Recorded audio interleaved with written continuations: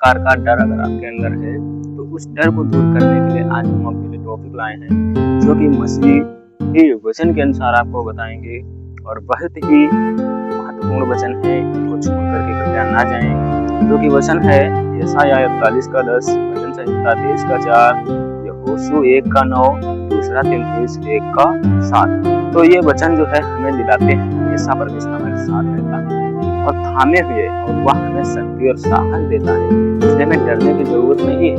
तो इसीलिए इन वचनों को हम कुछ महत्वपूर्ण तरीके से समझेंगे। जिसमें सबसे पहले वचन है यशायाह 41 का 10, लिखा है क्योंकि मैं यहोवा तेरा परमेश्वर तेरा दाहिना हाथ थामे हुए हूँ और मैं तुझे से कहता हूँ मत डर, मैं तेरी सहायता के लिए हाजिर हूँ। इस वचन से हम और आपको प्रभु ये बताना चाहते हैं आपके साथ रहता है और मदद करता है और करेगा, क्योंकि परमेश्वर कहता है तेरे दाहिने हाथ थामे हुए हूँ, हमेशा थामे रहता है और कहता है मत डर क्योंकि तेरी सहायता के लिए मैं हमेशा के लिए हाजिर हूँ। जिस वक्त आपको भय लगे, जिस वक्त आप सिर्फ नाम पुकारते हैं, आपके पास होता है। इसीलिए कहता है कि हम आपकी मदद और सहायता करने के लिए हम आपके पास हाजिर हैं। अगला वचन है इसी प्रकार कि भजन संहिता 23 का 4 है, चाहे मैं घोर अंधकार में तराई में होकर चलूं तो भी हानि से न डरूंगा, क्योंकि तू मेरे साथ रहता है, तेरी सोटे और लाठी से मुझे शांति मिलती है। यह वचन हमें और आपको यह स्पष्ट कराना चाहता है कि परमेश्वर की उपस्थिति में हमें सबसे कठिन परिस्थितियों में भी शांति मिलती है। अगर हम किसी भी परिस्थिति में क्यों न हो, अगर मसीह में हैं, अगर प्रभु के वचन पर ध्यान देते हैं तो हर एक कठिनाई से, हर एक परिस्थिति से हमें छुटकारा जरूर मिलेगा और शांति भी मिलेगी। परमेश्वर शांति देने वाला है। तो इसी प्रकार अगला वचन है कि यहोशू 1 का 9, वो वचन है क्या मैंने तुझे आज्ञा नहीं दी, हिलाओ बांध और दृढ़ हो जा, डर ना और तेरा मन कच्चा ना हो, क्योंकि जहाँ जहाँ तू जाएगा वहाँ वहाँ तेरा परमेश्वर यहोवा तेरे संग रहेगा। तो इस प्रकार इसमें बताना परमेश्वर हम और आपको यह याद दिलाना चाहता है परमेश्वर कि प्रभु ये कहना चाहता है कि मतलब कि जहाँ जाएगा वहाँ तेरा परमेश्वर संग रहेगा।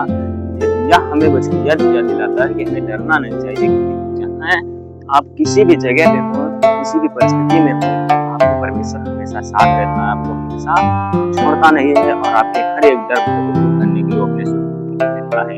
अपने आप को आपके लिए बलिदान कर दिया इसलिए ताकि आप डरे ना, ताकि आप बीमार ना हो, ताकि आप नष्ट ना हो, ताकि आप एक गलत जगह ना जाएं, ताकि आप स्वर्ग में जाएं और नरक में ना जाएं। परमेश्वर ने हमारे और आपके लिए इस कोड़े खाए और जो है क्रूस का जो है भयंकर सा दुख सहा और हम और आपको बदलना नहीं चाहिए। तो इसी प्रकार अगला वचन भी हमें यह समझाता है, जैसे कि दूसरा तीमुथियुस 1 का 7 लिखा है, क्योंकि परमेश्वर ने हमें भय की नहीं पर सामर्थ और प्रेम और संयम की आत्मा दी है। तो इस वचन से हमें और आपको यह स्पष्ट होता है कि हमें डर की आत्मा नहीं दी गई है, बल्कि सामर्थ और प्रेम और संयम की आत्मा दी गई है, जिससे हम और आप एक पावरफुल व्यक्ति हैं। क्योंकि सामर्थ का मतलब होता है पावर। हमें परमेश्वर ने पावर दिया है। पावर हम और आपके पास इतनी है कि सिर्फ आप बोल देंगे, आपको डर लगता हो, आपको किसी भी प्रकार का भय हो, आप सिर्फ बोल दोगे, आपके कोई भी बीमारी भी हो, अगर आप बोल देंगे परमेश्वर ने हमें भय की आत्मा नहीं, सामर्थ्य की आत्मा दी है, तेरा कुछ भी अधिकार नहीं है, तू चला जा। उसी वक्त वो जो है गंदी आत्मा या बुरी आत्मा, किसी प्रकार का डर, किसी प्रकार का भय चला जाएगा। तो इसी प्रकार अगला वचन है कि यूहन्ना 14 का 27, मैं तुम्हें शांति दिए जाता हूँ, अपनी शांति तुम्हें देता हूँ, मैं तुम्हें वैसे नहीं देता जैसे संसार देता है, तुम्हारा मन व्याकुल ना हो और ना डरो। तो ये वचन जैसे परमेश्वर कहना चाहता है कि मैं तुम्हें वो शांति देता हूँ जो संसार नहीं दे सकता है। परमेश्वर ये हमें समझाना चाहता है कि अगर आप कुछ भी पा जाए संसार में, लेकिन जो शांति परमेश्वर के पास मिलेगी वो आपको शांति कहीं नहीं मिलेगी। तो ये वचन हमें स्पष्ट बताता है कि शांति देता है जो दुनिया नहीं दे सकती। यीशु हमें शांति देता है जो दुनिया नहीं दे सकती, इसलिए हमारा मन बिल्कुल नहीं, हमें यीशु से वो शांति मिल जाती है जो कोई न संसार की वस्तु दे सकती है, न कोई व्यक्ति दे सकता है, न आपका स्वयं माता और पिता दे सकता है, लेकिन वो शांति हमें यीशु दे सकता है। तो यीशु मसीह जो है हम और आपके लिए हमारे घर गए थे और इसीलिए हमें भय से बिल्कुल नहीं डरना चाहिए, क्योंकि यीशु ने हमें उस सामर्थ और पावर दे दिया है तो जब आपको किसी भी प्रकार का डर और किसी प्रकार का भय लगे तो आपको ये कहना है कि हमें परमेश्वर ने भय और डर की आत्मा नहीं दी है, पर सामर्थ और प्रेम और विवेक और अनुशासन की आत्मा दी है। तो वो जो है बुरी आत्मा, गंदी आत्मा भाग जाएगी और आप आजाद हो जाएंगे।